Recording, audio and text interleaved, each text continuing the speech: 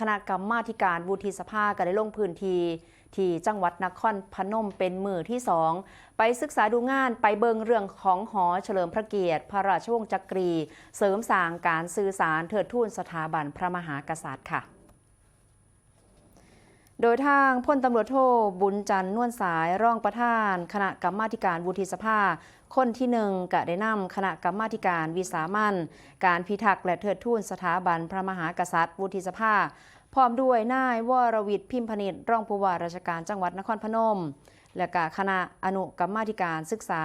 และเสนอแนะแนวทางด้านการสื่อสารในการพิทักษ์เทิดทูนสถาบันพระมหากษัตริย์ลงพื้นที่ศึกษาดูงานณหอเฉลิมพระเกียรติพระราชวงศ์จักรีศูนย์วิทยาศาสตร์เพื่อการศึกษานครพนมจังหวัดนครพนมเพื่อศึกษารูปแบบการนำเสนอข้อมูลและการสื่อสารนำไปพัฒนาและการเสนอแนะแนวทางในการส่งเสริมการพิทักษ์และการเทิดทูนสถาบันพระมหากษัตริย์ให้เข้าถึงประชาชน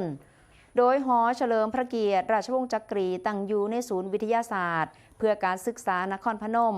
เป็นแหล่งเรียนรู้ที่ภายในได้จัดแสดงนิทรรศการเฉลิมพระเกียรติพระราชวงศ์จักรี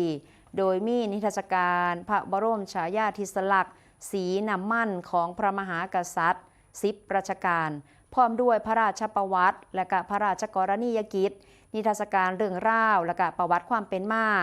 ของเก่าชนเผ่า2เชื้อชาติในจังหวัดนครพนมและนิทรรศการพระธาตุประจำวันเกิดร่วมทั้งนิทรรศการปิติสุขทรงเสด็จพระราชดำเนินเยือนนครพนมซึ่งได้รวบรวมพระบรมฉายาลักษณ์และภาพถ่ายคณะที่รัชกาลที่9เสด็จพระราชดำเนินเยือนจังหวัดนครพนมนั่นเองค่ะ